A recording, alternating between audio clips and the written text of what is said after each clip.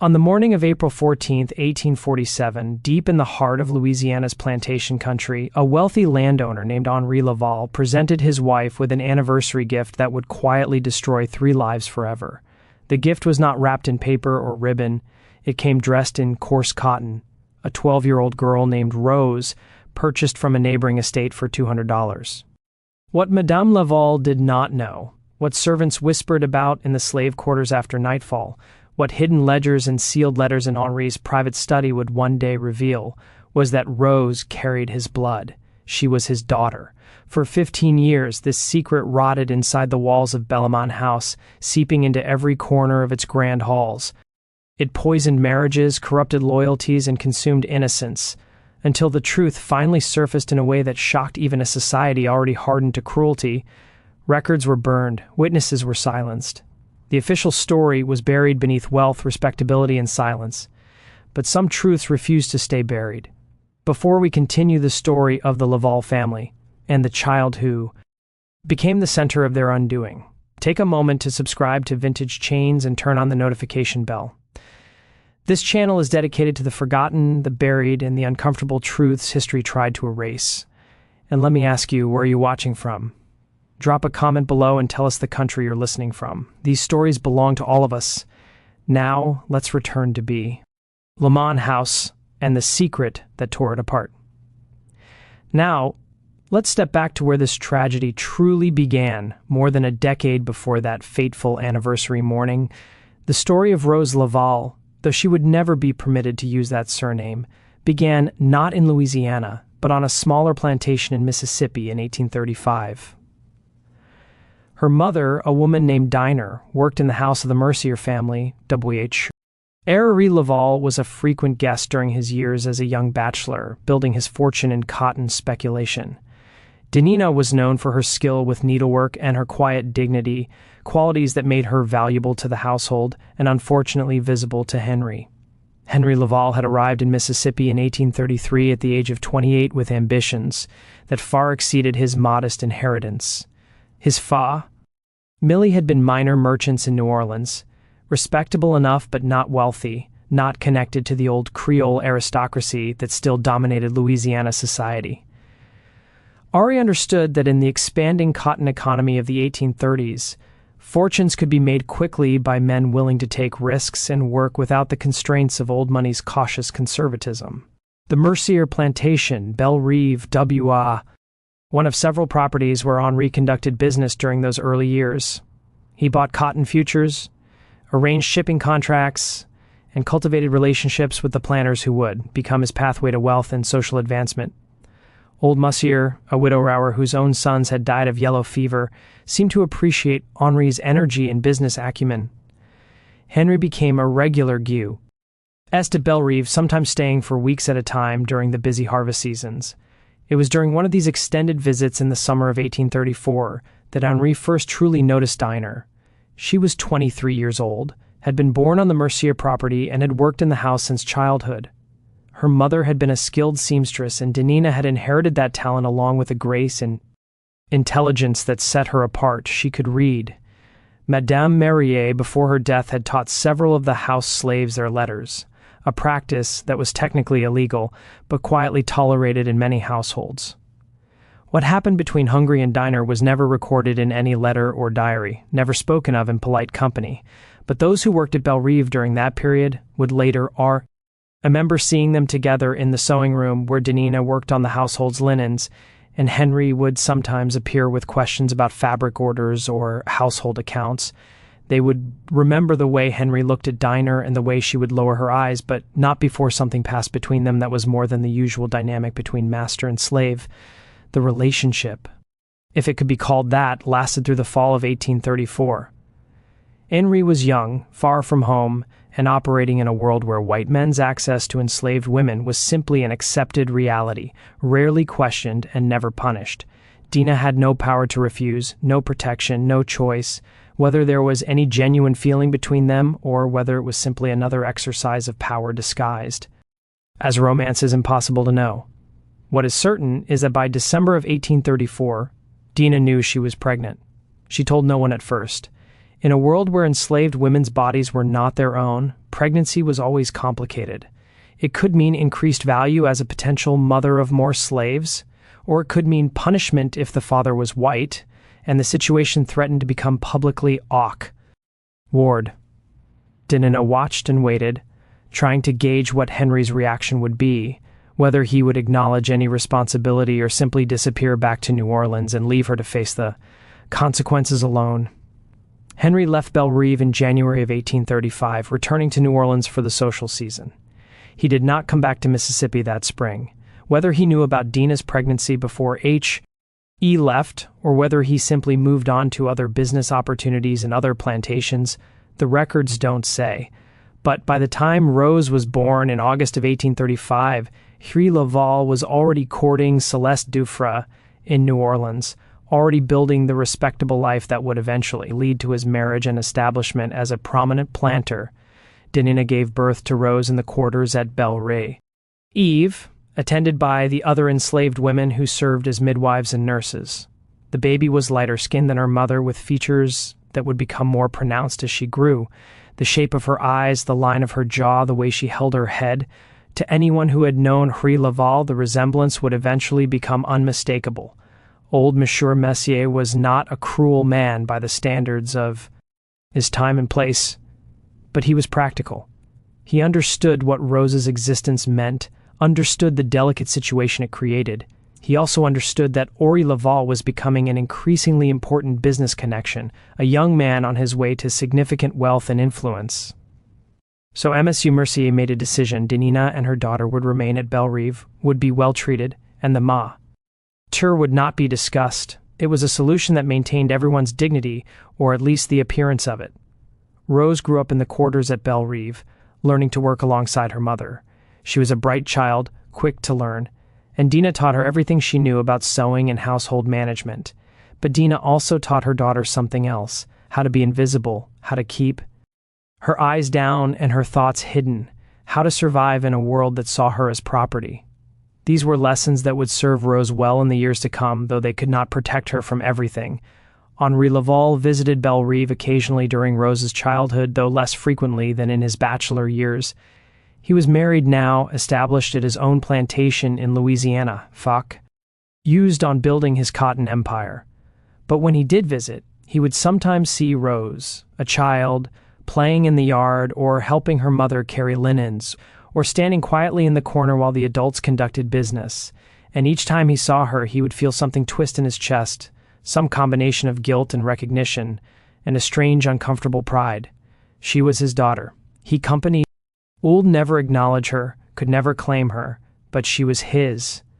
By 1847, Rose was 12 years old, and the resemblance to Henri had become too pronounced to ignore. Old Monsieur Marie had died the previous year, and his estate was being managed by a nephew who had no particular loyalty to Henry Laval and no reason to maintain the quiet arrangement that had protected Dinah and Rose. The nephew was company, consolidating the estate, selling off assets, and preparing to move to Mobile, where he had business interests. Several of the Belle Reve slaves were to be sold, and Rose was among them. When Henri learned of this through business channels, through the network of information that connected planters and merchants across the South, he made a decision that would prove catastrophic for everyone involved. He would buy Rose. He would bring her to Bellamont House. He told himself it was to protect her, to ensure she ended up in a good situation rather than being sold to strangers.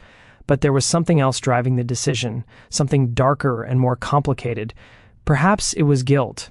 Or perhaps it was a twisted desire to keep his daughter close, to have her in his household where he could see her, even if he could never acknowledge who she was. Whatever his reasoning, Henry Laval set in motion the events that would destroy his marriage, his reputation, and ultimately his life. The transaction was handled through an intermediary, as such sensitive matters often were. In March of 1847, Henri arranged for a business associate named Charles Dupont to approach the Mercier nephew about purchasing several slaves, including a 12-year-old girl skilled in household work. The price was fair, $200, standard for a healthy young slave with house training. The paperwork was unremarkable, just another bill of sale. In a society where such documents were produced by the thousands every year, Dinah was not included in the sale. The separation of mother and daughter was common enough in the slave trade. to raise no particular comment. Though those who witnessed Dinina's grief that day would remember it for years, she held Rose until the last possible moment, whispering something in her ear that no one else could hear. Later, those who had been present would wonder what Dinina had told her daughter in those final moments, a warning, a blessing, instructions for survival. Whatever the words were, Rose carried them with her when she was loaded into the wagon that would take her to Louisiana. The journey from Believed to Belmont House took 4 days. Rose traveled with 3 other slaves who had been purchased by various buyers in the area, 2 field hands, and a woman who would work as a cook. They were chained together in the back of the wagon, given minimal food and water, and allowed to sleep. On the ground at night, it was Rose's first experience of the brutal reality of being sold, of being transported like livestock from one owner to another. She had lived her entire life at Belle Reve, had known only one place, one community.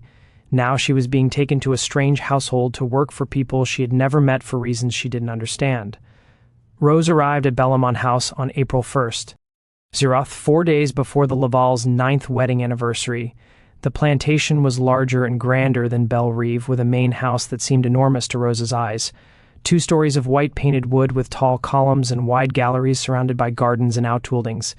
The quarters where the slaves lived were set back from the main house, a row of small cabins that housed the 40-some people but worked the cotton fields and maintained the household. Rose was kept in the quarters initially, given time to adjust to her new surroundings. The other house slaves studied her with curiosity and some suspicion. New slaves always disrupted the established hierarchy, and Rose was particularly puzzling. She was too light-skinned, too carefully selected, and there was something about the way Msel Aval had looked at her when she arrived, a look that the older slaves recognized, and that made them uneasy. An elderly woman named Judith, who had worked at Belmont House for 30 years and served as the unofficial leader of the house slaves, took Rose aside on her second day. They were in the kitchen where Rose was being taught the layout and routines of the household. "Child," Judith said quietly, making sure no one else was close enough to hear, "you need to understand something. You're in a dangerous position here. I don't know what the master's thinking bringing you here, but it's not good. You keep your head down, you do your work. And you don't give Madame any reason to notice you more than necessary, you understand?" Rose nodded, though she didn't fully understand. She was 12 years old, had been torn from her mother and everything she knew, and was trying simply to survive each day. The complexities of the situation she had been placed in were beyond her comprehension. On the morning of April 14th, Henri called Rose into the main house. It was early before Celeste had risen, and the house was quiet except for the sounds of the kitchen staff preparing breakfast. Henri met Rose in the hallway outside his study, and for a long moment he simply looked at her. In the morning light coming through the tall windows, the resemblance between them was striking, the same eyes, the same shape of face, the same way of holding themselves. Henri felt that familiar twist in his chest, that mixture of guilt and recognition. "You're to be a gift for Madame," he said finally, his voice formal, distant. "For our anniversary, you'll work directly under her supervision, helping with her wardrobe and personal needs. You'll be respectful, obedient, and discreet. Do you understand?" "Yes, sir," Rose said quietly, keeping her eyes down as Dinina had taught her. Henri wanted to say more. He wanted to ask about Dinina, about Rose's childhood at Belle Reve, about whether she was frightened or confused. He wanted to tell her that he was her father, that he had brought her here to protect her, that she would be safe in his household.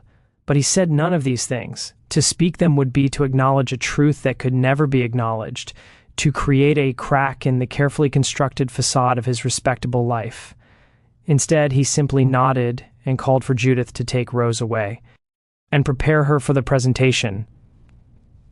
Rose was dressed in a new cotton dress, pale blue with white trim, finer than anything she had ever worn. Her hair was arranged carefully, braided and pinned in the style that Celeste preferred for her house slaves. She was given a white apron to wear over the dress, marking her as part of the household staff. And then she was made to wait in the hallway while Henri went to fetch his wife. Celeste was in the morning room when Henri brought Rose to her. The anniversary breakfast had been laid out on the small table by the window. Fine china with a delicate floral pattern, fresh flowers from the garden arranged in a crystal vase, all the markers of civilized domesticity. Celeste was dressed in a morning gown of pale yellow silk, her dark hair arranged in the elaborate style she favored. She was 38 years old, still beautiful in the severe way of women who have learned to use their appearance as a form of power. "My dear," Henry said, his voice carrying the formal courtesy that had characterized their marriage for years, "I have an anniversary gift for you. This girl, Rose, has been trained in household work and personal service. I thought she might be useful to you to help with your wardrobe and other needs." Celeste studied Rose with the practiced eye of a woman accustomed to evaluating property. She noted the girl's light complexion, the quality of her features, the new dress that was finer than what the other house slaves wore. She noted the way Henry stood slightly too close to the girl, the way his voice had a particular tone when he spoke. Key about her. And then Celeste looked at Rose's face, really looked at it, and saw something that made her blood run cold. The girl had Henry's eyes, the same unusual shade of gray-green, the same shape, the same way of looking out at the world. It was unmistakable once you saw it, impossible to unsee. Celeste felt something crack inside her chest. Some final illusion about her marriage shattering. Like the crystal vase on the table would shatter if she threw it against the wall. But Celeste had been trained since childhood in the art of maintaining appearances, of never showing emotion in public, of preserving dignity no matter what private pain she might be feeling. So she smiled, a cold, perfect smile, and nodded her acceptance. "How thoughtful of you, Henri," she said, her voice smooth as silk and just as cold. "I'm sure she'll be very useful. Rose, you may go to the kitchen and help with clearing the breakfast dishes. I'll call for you when I need you." Rose curtsied. Judith had taught her that the night before and fled from the room. She could feel the tension between Monsieur and Madame Laval, could sense that something terrible was happening, even if she didn't understand what it was. She went to the kitchen and stood in the corner trembling while the other slaves exchanged knowing looks. Henri and Celeste were left alone in the morning room. They sat down to their anniversary breakfast, and for several minutes neither of them spoke. Henri ate mechanically, not tasting the food. Celeste sat perfectly still, her hands folded in her lap, her face composed. Finally, Henri said, "She's a good worker. The Mercier family spoke highly of her training." "The Mercier family," Celeste repeated softly. "In Mississippi, where you spent so much time before we were married." Henry's hand froze halfway to his mouth. He sat down his fork carefully. "Yes, I did business with them for several years." "And this girl," Celeste continued, her voice still soft, still perfectly controlled. "She was born there at the Mercier plantation. I believe so." "How old is she?" 12. Celeste did the mathematics in her head. 12 years old, born in 1835. Henri had been doing business with the Mercier family in 1830, 4 in 1835 before their marriage, before he had even begun courting her. "She has your eyes," Celeste said finally, looking directly at her husband. "Did you think I wouldn't notice?" Henri said nothing. Hat, could he say? Denial would be insulting to both of them. Admission would force them both to confront a truth that their society had carefully constructed elaborate fictions to avoid confronting. "I see," Celeste said after a long silence. She stood up, smoothing her skirt with hands that trembled only slightly. "Thank you for the anniversary gift, Henry. It's very illuminating." She walked out of tea. He morning room with her head high, her back straight, every inch the aristocratic lady she had been raised to be. But inside, Celeste Dufferin-Laval was calculating, planning, and nursing a rage that would poison everything it touched for the next 15 years. The first weeks of Rose's life at Belmont House established patterns that would persist for years. She was assigned to work directly under CE, less to supervision, which meant she was constantly in the mistress's presence. She helped Celeste dress in the morning, arranged her hair, maintained her wardrobe, served her meals when she took them in her room, and attended to countless small tasks throughout the day. Celeste was never cruel in any obvious way. There were no beatings, no deprivations of food, nothing that would have been remark, ed upon by visitors or other staff. But there was a coldness in how Celeste treated Rose, a particular quality of attention that felt more like surveillance than supervision. She watched Rose constantly, studied her face, compared her features to Henri, and she found ways to remind Rose, subtly but constantly, of her powerlessness. Rose would be made to stand for hours holding items while Celeste decided whether to use them a shawl, a book, a fan. She would be sent to fetch something from another room, only to be told when she returned that it was the wrong item, that she should have known better, that she needed to pay more attention. She would be given tasks that were impossible to complete perfectly, mending linens with stitches so small they could barely be seen, polishing silver until it showed no fingerprints whatsoever, arranging flowers in vases according to specifications that changed each time Rose thought she had understood them. It was work designed not for productivity but for control, for the constant reinforcement of Rose's powerlessness and Celeste's absolute authority. And it was effective. Within a month, Rose had learned to move through the house like a ghost, silent and invisible, trying desperately not to draw any more attention than necessary.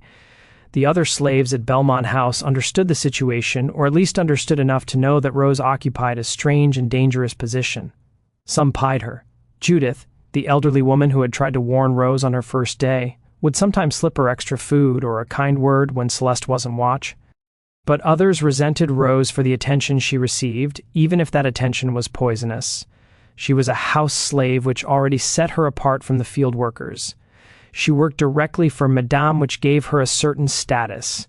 And there was the matter of her light skin, her obvious connection to the master, the special treatment she had received even before arriving at Belmont House. Rose had no real friends in the quarters, no confidants. She was isolated by the very secret that defined her existence, trapped between two worlds and belonging fully to neither. Meanwhile, Celeste had begun her investigation.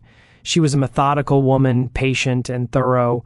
She understood that suspicion was not enough. She needed confirmation, needed to know exactly what had happened between Ari and this girl's mother, needed to understand the full scope of her husband's betrayal. She began by writing letters, casual correspondence with acquaintances in Mississippi, women she had met during visits to New Orleans, wives of planters who did business with Henri. The letters were full of the usual social pleasantries, but they also contained careful questions. Did you know the Mercier family? Such a tragedy about old Monsieur Mercier's death. I understand they've sold several of their people recently. There was a girl, Rose, who came to work for us. Such a well-trained young thing. Do you know anything about her background? The responses came slowly over the summer of 1847. Most contained nothing useful, just vague pleasantries and expressions of sympathy for the Mercier family's losses. But then, in August, a letter arrived from a woman named Madame Rousseau, whose husband owned a plantation neighboring Belle Rive. The letter was full of gossip, as Madame Rousseau's letters always were. She wrote about the weather, about the cotton crop, about various social events and scandals, and then, almost as an afterthought, she wrote, "You mentioned the girl Rose who came to work for you. Yes, I are. Remember her mother Diner, such a skilled seamstress. There was some talk years ago about the circumstances of Rose's birth. You know how people gossip. Your husband was a frequent visitor at Belle Rive in those days before your marriage, of course. I'm sure it's nothing, just the usual plantation rumors, but the girl does have rather distinctive features, doesn't she?" Celeste read the letter 3 times, standing by the window in her bedroom, where the afternoon light fell across the page. The phrasing was delicate, the implications carefully veiled, but the message was clear enough. Her suspicions were confirmed. Rose was Hongris' daughter, born of a relationship with an enslaved woman during his bachelor years in Mississippi. That evening, Celeste confronted Henri in his study. It was after dinner and the house was quiet. She closed the door behind her and stood in front of his desk, the letter from Madame Rousseau in her hand. "I know," she said simply. Henri looked up from the ledger he had been reviewing. He saw the letter, saw the expression on his wife's face, and understood immediately what she meant. "Celeste," he began. "Don't," she interrupted, her voice sharp. "Don't insult me with denials or explanations. I know what you did. I know who that girl is, and I know that you brought her into this house, into my household, as some sort of what? Penance? Attempt at protection? A way to keep your bastard daughter close while maintaining your respectable facade." Henri stood up, his face flushing. "It wasn't like that. I was trying to help her. The Mercier estate was being sold, and she would have been sent to God knows where. I thought if I brought her here, you thought you could have it both ways, Celeste said coldly. You thought you could keep your daughter as your slave, could see her every day, could feel better about yourself for protecting her, all while never having to actually acknowledge what you'd done or face any real consequences for it. And you thought I would ever know, or that if I did know, I would simply accept it like a good wife and say nothing. What do you want me to do? Henri asked, his voice tired. She's here now. She's a child. Whatever happened with her mother was 12 years ago, before we were married. I can't change the past. No, Celeste agreed. But you can change the present. You can sell her, send her away, remove this reminder of you. Our indiscretion from my house. Henri shook his head. I won't do that. She's safe here. She's being treated well. To sell her now would be to condemn her to who knows what kind of situation. How noble of you, Celeste said, her voice dripping with sarcasm. How very noble to keep your slave daughter in your household where you can feel virtuous about protecting her while she serves your wife. Do you not see how twisted this is? How insulting it is to me to have to look at her every day, to see your eyes looking back at me from her face. I'm sorry, Henri said quietly. I'm sorry for all of it, but I won't sell her. That's final. Celeste stared at her husband for a long moment, then she smiled, a cold, terrible smile that made Henri take a step back. Very well, she said. She stays. But understand this, Henri, she is my property now. You gave her to me as a gift. Remember, that means I decide how she's treated, what work she does, what happens to her. You've absolved yourself of responsibility by making her mine, so she's mine, and you will not interfere with how I choose to manage my own property. She turned and walked out of the study, leaving Henri standing alone among his ledge. Ayers and account books, surrounded by all the evidence of his wealth and success, and feeling more powerless than he had ever felt in his life. From that night forward, the dynamic at Bellamont House shifted into something darker. Celeste's treatment of Rose became more pointed, more deliberately cruel in small ways. The tasks became more tedious, the standards more impossible, the criticism more constant, and Henri, bound by his own words and his own guilt, could do nothing but watch. The years between 1847 and 1852 saw Rose grow from a frightened child into a young woman trapped in an impossible situation. She understood by now, through overheard conversations and the way Celeste looked at her, that Henri was her father. But this knowledge brought no comfort, no protection. If anything, made her position more precarious. Rose learned to read Celeste's moods, to anticipate her needs, to make herself as invisible as possible. She learned which rooms to avoid when Madame was in a particularly dark mood, which tasks were most likely to meet with approval, which silences were safest. It was an education in survival, in navigating a world where she had no power and no protection.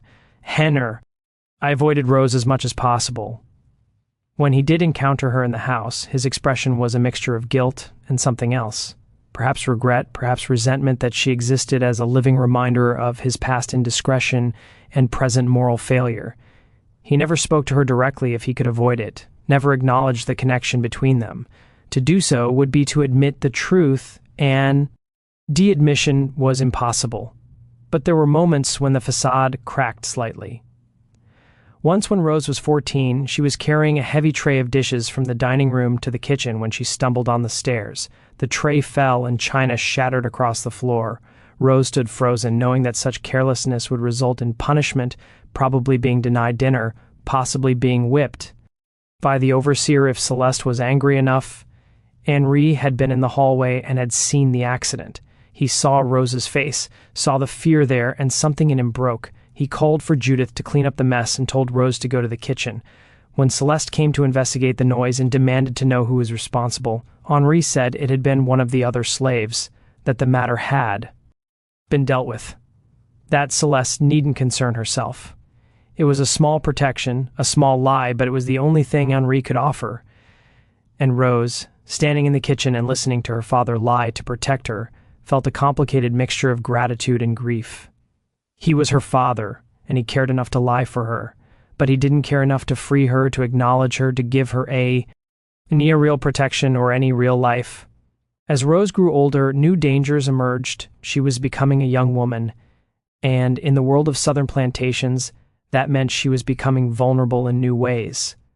The male slaves at Bellamont House generally left her alone.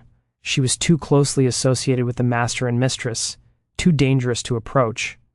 But there were visitors to the plantation, boozy, Ness associates of honorees, who would sometimes stay for days or weeks, and there were the white men who worked on the property, the overseer, the bookkeeper, the various tradesmen who came and went. Rose learned to avoid being alone with any of them, learned to keep to the main house where Celeste's presence offered a strange kind of protection. Celeste might hate her, might make her life misera, in countless small ways, but she also had a vested interest in maintaining control over her household and her property. No one would touch Rose without Celeste's permission, and Celeste was not inclined to grant that permission. But in 1850, when Rose was 15, the situation changed. Henry hired a new overseer named Thomas Garrett to manage the field operations at Belmont. Garrett was a hard man, typical of his profession. He had worked on plantations across Louisiana and Mississippi, had a reputation for maintaining discipline and maximizing productivity. He was also a man who believed that his position gave him certain privileges, including access to enslaved women. Garrett noticed Rose almost immediately. She was beautiful in a way that was impossible to ignore, light-skinned, delicate features, a grace in how she moved that set her apart from the other slaves. And there was something else about her, something in her bearing that suggested she was different, special, connected to the master's household in some significant way. Garrett began to pay attention to Rose, finding excuses to be near the main house, making comments that started as seemingly innocent observations and Yulie became more pointed. He would compliment her appearance, ask her questions about her work, suggest that she must get lonely working in the big house all day. Rose understood the danger immediately. She had seen what happened to slave women who caught the attention of white men, had heard the stories whispered in the quarters.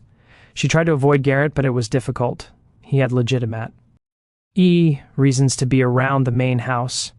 He needed to report to Henry about the field operations, to coordinate with the house staff about supplies and schedules, and he was clever about his pursuit, never doing anything obvious enough to be reported, never crossing the line in ways that could be clearly documented. Rose finally worked up the courage to mention Garrett's behavior to Celeste. It was a desperate move, but she hoped that the mistress might intervene, if only to protect her property. She waited until she was helping Celeste dress one morning when they were alone in the bedroom. "Madam," Rose said quietly, her voice shaking, "I need to tell you something. The overseer, Mr. Garrett, he's been paying attention to me, saying things. I'm afraid of what he might do." Celeste. Continued fastening her dress, not looking at Rose. For a long moment she said nothing. Then finally she turned and looked at the girl with cold eyes. "You will manage your own difficulties," Celeste said flatly. "Do not bring such matters to me again. You are not a child anymore, Rose. You should be capable of handling the attention of men without running to me for protection." Rose felt something die inside her chest.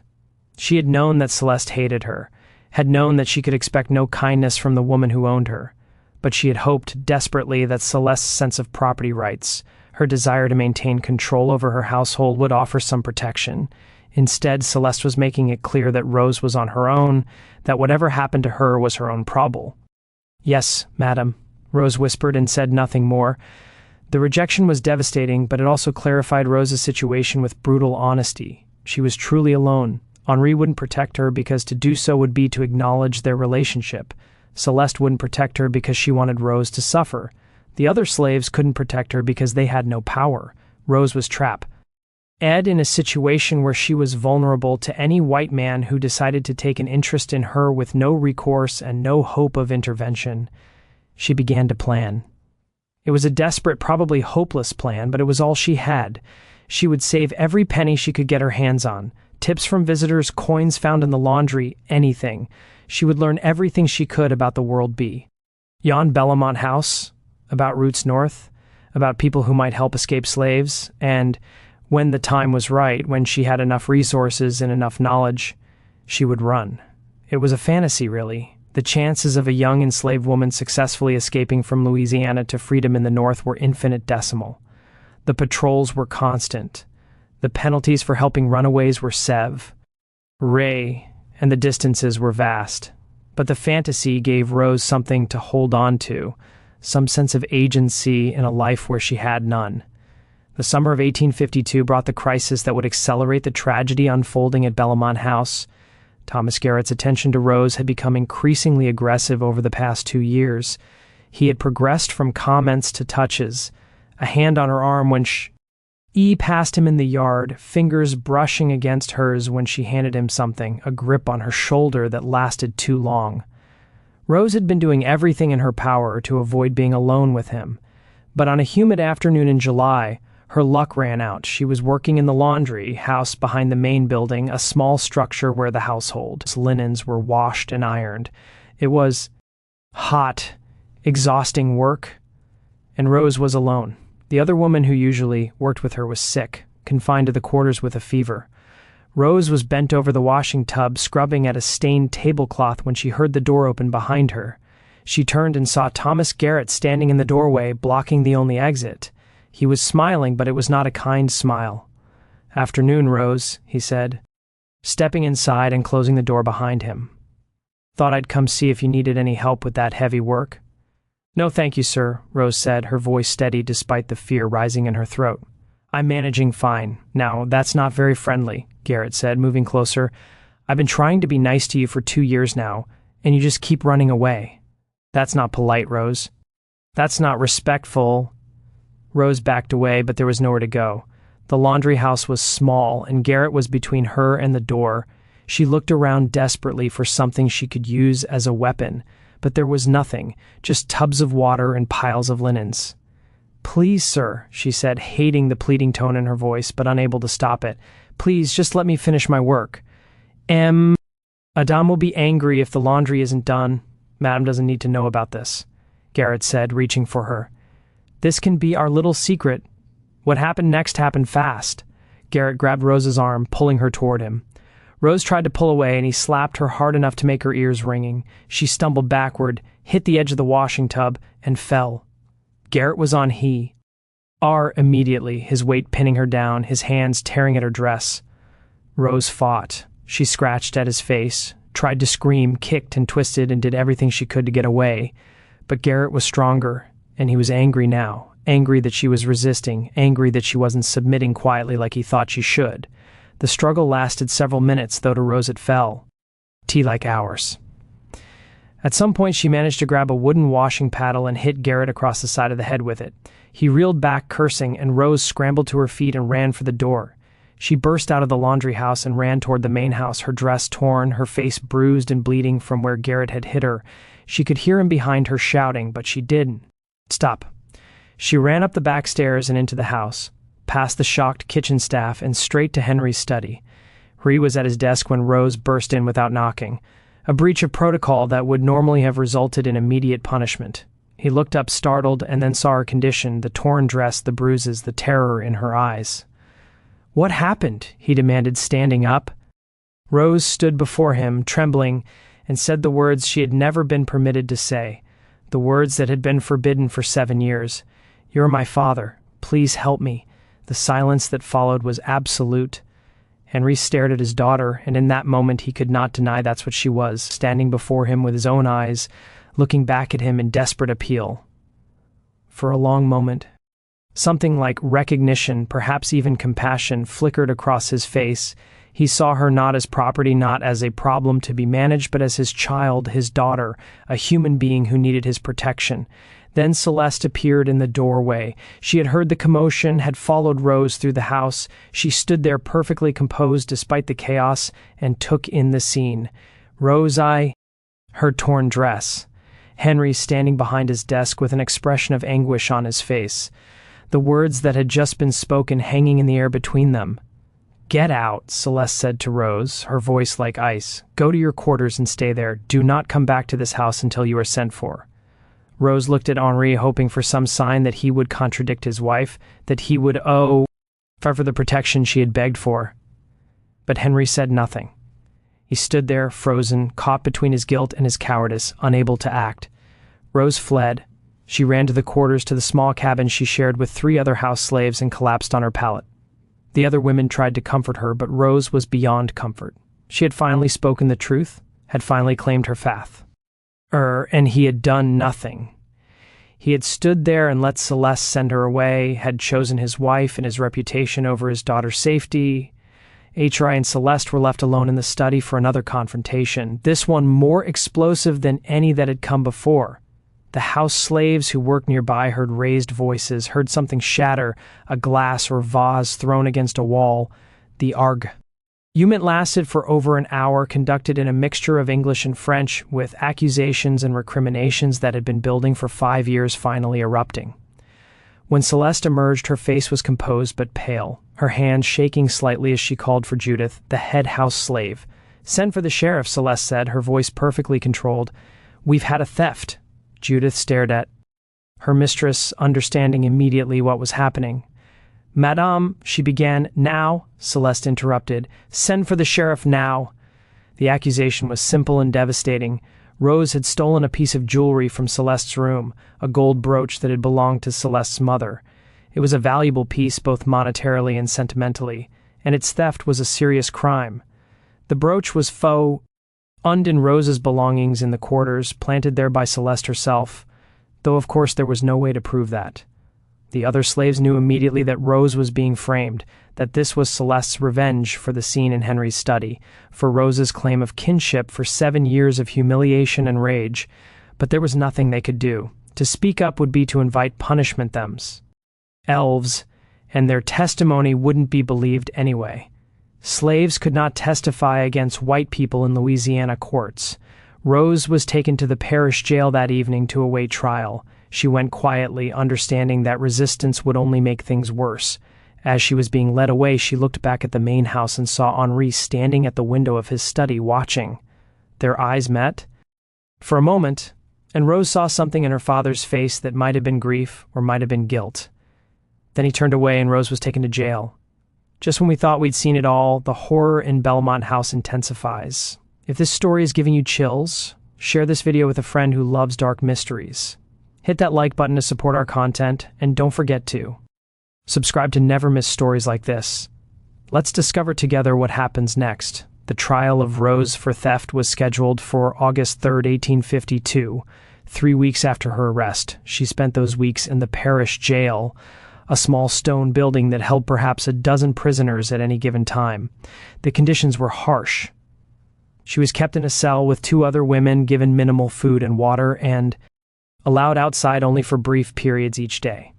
But the physical hardship was nothing compared to the psychological torment of knowing that she was being punished, not for anything she had done, but simply for existing, for being the living evidence of Henri Laval's past and Celeste Laval's humiliation.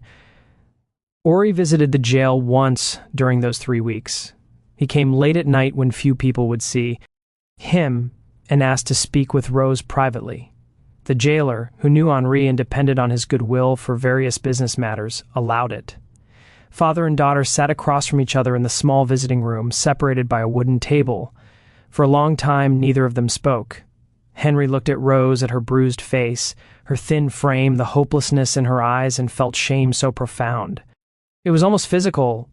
"I'm sorry," he said finally. "I'm sorry for all of it, for bringing you here, for not protecting you, for being too weak to do what I should have done." Rose said nothing. What was there to say? Sorry didn't change anything. Sorry didn't free her from jail, didn't erase the past 7 years, didn't give her back her mother or her childhood or any hope for a future. The trial, Henry continued, his voice low. "Celeste is determined to see you convicted. She wants you sent to the state prison or sold out of state, or I don't know what she wants exactly. Revenge, I suppose, for everything." "And what do you want?" Rose asked, speaking for the first time. Her voice was flat, emotionless. Henri looked at his hands. "I want to make this right, but I don't know how. If I testify that you didn't steal the brooch, Celeste will know I'm lying to protect you. It will confirm everything she suspects, will make the situation worse. But if I don't testify, you'll be convicted. There's no evidence in your favor, no witnesses who can speak for you. So I'm going to be convicted," Rose said, "and you're going to let it happen because protecting me would be inconvenient for you. It's not that simple." "Yes, it is," Rose interrupted, her voice suddenly fierce. "It's exactly that simple. You could free me. You could acknowledge me as your daughter and free me. You have that power. But you won't, because it would cost you too much. Your reputation, your marriage, your position in society, so instead, you'll let me be convicted of a crime I didn't commit. And you'll tell yourself it's complicated. D. That there's nothing you can do. Henry had no answer to that because Rose was right. He had the power to free her, to acknowledge her, to give her a life. But he wouldn't because the cost to himself was too high. He was a coward, and they both knew it. He left the jail that night without saying anything more, and Rose was left alone with the knowledge that her father had chosen his comfort over our freedom, had chosen his reputation over her life. The trial took place on a hot August morning in the parish courthouse. It was a brief proceeding, as such trials typically were when the accused was enslaved and the accuser was white and wealthy. The courthouse was full. Trials were public entertainment, and a case involving the prominent Laval family had drawn a crowd. Celeste testified first. He was composed, dignified, every inch the wronged lady.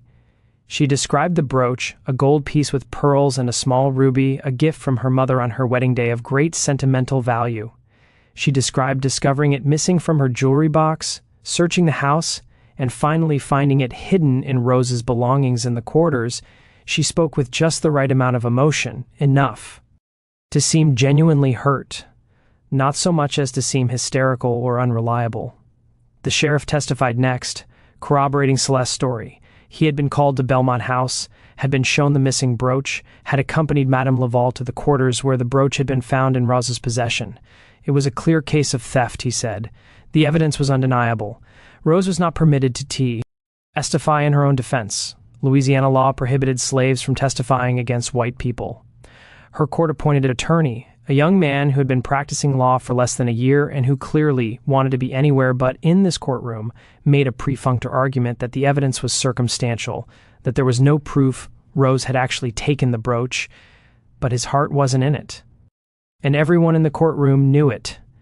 The judge was preparing to deliver the inevitable guilty verdict when Henri Laval stood up in the courtroom.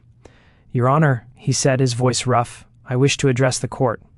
The room fell silent. Celeste turned to stare at her husband, her face suddenly alert with alarm. She knew that tone in his voice, knew that something was about to break.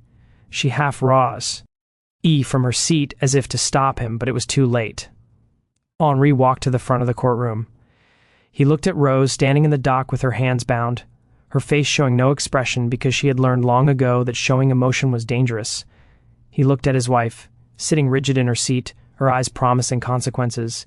He looked at the judge, at the crowd of spectators, at all the people who represented the society he had worked so hard to be accepted by, and then he made his choice.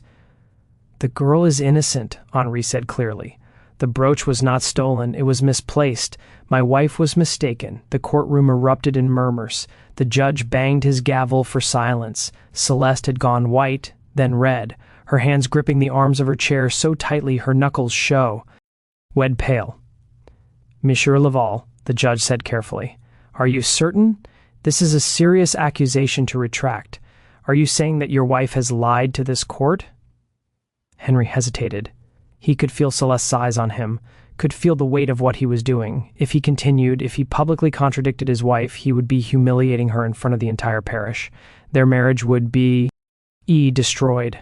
His reputation would be damaged. People would ask questions about why he was so determined to protect this particular slave girl. But if he didn't continue, Rose would be convicted. She would be sent to the state prison or sold to a chain gang or transported to the Deep South where the conditions were even harsher than in Louisiana. She would suffer, possibly die because of his coward. Or he thought of the night he had visited Rose in jail, of the way she had looked at him with his own eyes and told him he was choosing his comfort over her freedom. He thought of Dinana, Rose's mother, whom he had used and abandoned. He thought of all the choices he had made, all the ways he had failed to be the man he should have been. "I am saying," Henry said slowly, "that there has been a misunderstanding. The brooch was not stolen. I asked the court to dismiss the charges and release the girl to my custody." The judge looked at Celeste, who sat frozen in her seat, her face a mask of fury and humiliation. He looked at Henri, who stood with his shoulders back and his head high, looking more determined than anyone had seen him look in years. And the judge, who was a practical man and WHO understood that he was witnessing the public dissolution of one of the parish's most prominent marriages, made the only decision he could make. "The charges are dismissed," he said, banging his gavel. "The defendant is released." Rose was unbound and released from the dock. She stood there for a moment, not quite believing what had happened, not quite trusting that she was actually free. Then Henry walked over to her and said quietly, "Come with me." They walked out of the courthouse together, father and daughter. While the crowd whispered and stared, Celeste remained in her seat, too shocked and too angry to move. She had been publicly contradicted by her husband, had been made to look like a liar or a fool, had lost the revenge she had been planning for weeks. The humiliation was complete. The ride back to Belmore House was silent. Rose sat in the back of the carriage, Henry and Celeste in the front, the space between them crackling with unspoken rage. When they arrived, Celeste went immediately to her room and locked the door. Ori went to his study, and Rose was sent to the quarters, where the other slaves looked at her with a mixture of awe and fear, understanding that something fundamental had shifted, but not knowing what would come next. What came next arrived 3 days later in the form of a bill of sale and a letter. Henry had spent those 3 days in his study, drinking brandy and writing letters and making arrangements. He had not spoken to Celeste, who remained locked in her room, refusing food and refusing to see anyone. He had not spoken to Rose, who remained in the quarters, waiting for whatever would happen next. On the third day, Henry called Rose to his study. She came reluctantly, still not trusting that the situation had truly changed, still expecting some new punishment or betrayal. Henri was standing by the window when she entered, looking out at the cotton fields that stretched to the horizon. He didn't turn around when she came in. "I've arranged for you to be sold," he said without preamble, "to a family in Texas, the Harpers. They're respectable people known to treat their slaves reasonably well. You'll leave tomorrow." Rose felt something cold settle in her stomach, so this was it. She had been freed from jail only to be sold away, sent to strangers in a distant state. It was better than prison, she supposed, but it was still exile, still punishment. "I understand," she said quietly. "No," Henry said, finally turning to look at her. "You don't understand. The sale it's a fiction. The Harpers are abolitionists. They'll take you to Texas, and then they'll help you get to Mexico. From there, you can make your way north to the free states, or you can stay in Mexico. You'll be free, Rose, truly free." Rose stared at her father, not quite believing what she was hearing. "Free?" "Yes," Henry said. He reached into his desk and pulled out a small leather pouch. "This is for you. $200 in gold coins. It's the price I paid for you 5 years ago. It's not enough. Not nearly enough, I'll make up for everything, but it's what I can give you. Use it to start your life wherever you decide to go." He held out the pouch, and Rose took it with trembling hands. She opened it and saw the gold coins gleaming inside, more money than she had ever seen in her life. "There's also this," Henry said, handing her a sealed letter. "It's a letter of manumission, signed and notarized. It says that you've been freed by your owner. It's not entirely legal. Technically, Celeste owns you, not me, and she hasn't signed anything, but it should be enough to protect you if you're questioned. And once you're out of Louisiana, it won't matter anyway." Rose looked at the letter, at the gold, at her father's face. She saw the guilt there, the shame, the desperate need to believe that this gesture could somehow make up for 7 years of cowardice and cruelty. "Why now?" she asked. "Why are you doing this now after all this time?" Henri was silent for a long moment. "Because I saw you in that courtroom," he said finally. "I saw what I had done to you, what I had allowed to be done to you, and I realized that if I didn't act then, if I let you be convicted and sent away, I would never be able to live with myself. I've made a lot of mistakes, Rose. I've been weak and selfish and cowardly, but I can do this one thing. I can give you your freedom." "What about Madame?" Rose asked. "What will she do when she finds out?" "I don't know," Rai admitted. "She'll be furious. She may leave me, may divorce me, may make my life hell, but that's my problem, not yours. You'll be gone and you'll be free, and that's what matters." Rose looked at her father for a long moment. She thought about everything that had happened, about her mother left behind in Mississippi, about 7 years of servitude and humiliation, about all the ways Henry had failed her.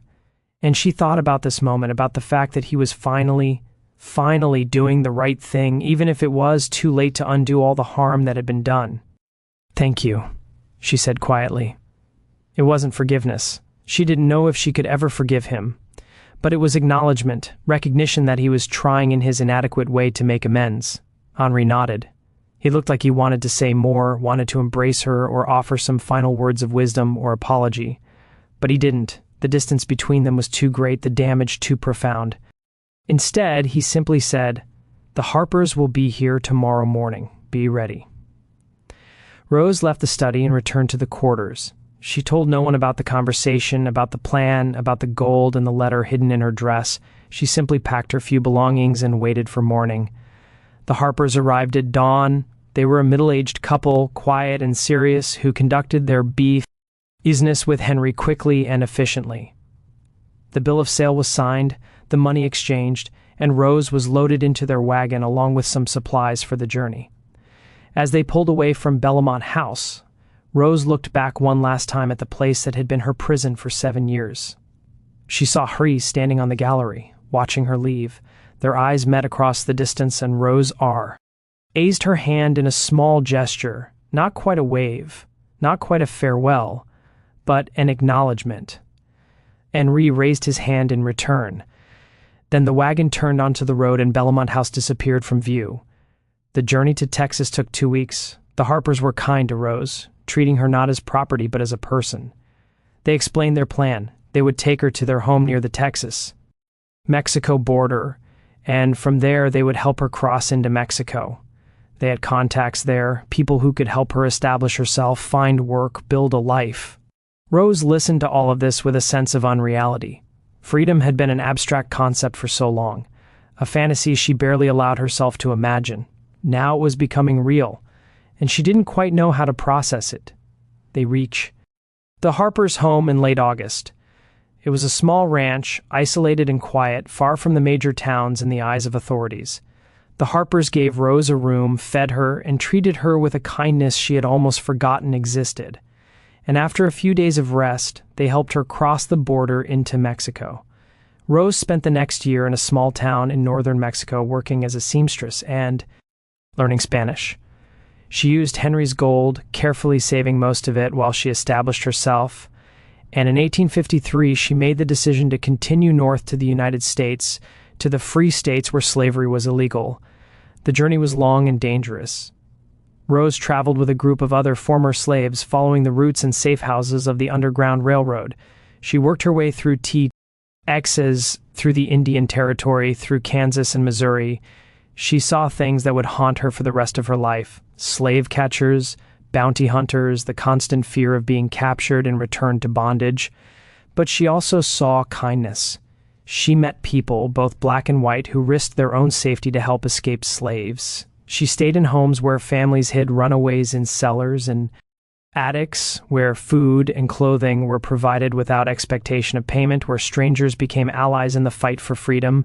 Rose finally reached Illinois in the spring of 1854, nearly 2 years after leaving Belmont House. She settled in a small town with a community of free blacks and former slaves, people who had made similar journeys and who understood what she had survived. She used last of Henri's gold to buy a small piece of land and set up a dressmaking business. Over the next few years, Rose built a life. She married a man named James, a former slave from Kentucky who had escaped to freedom 5 years before. They had 3 children together, 2 daughters and a son. Rose taught her daughters to read and write, skills that had been forbidden to her for most of her life. She taught them to sew, passing on the skills her mother had taught her. And she taught them to be proud, to hold their heads high, to never accept that they were less than anyone else. Rose never returned to Louisiana. She never spoke of Henri Laval or Celeste or Belmont House when her Dren asked about her past. She would say only that she had been born in Mississippi and had come north as a young woman.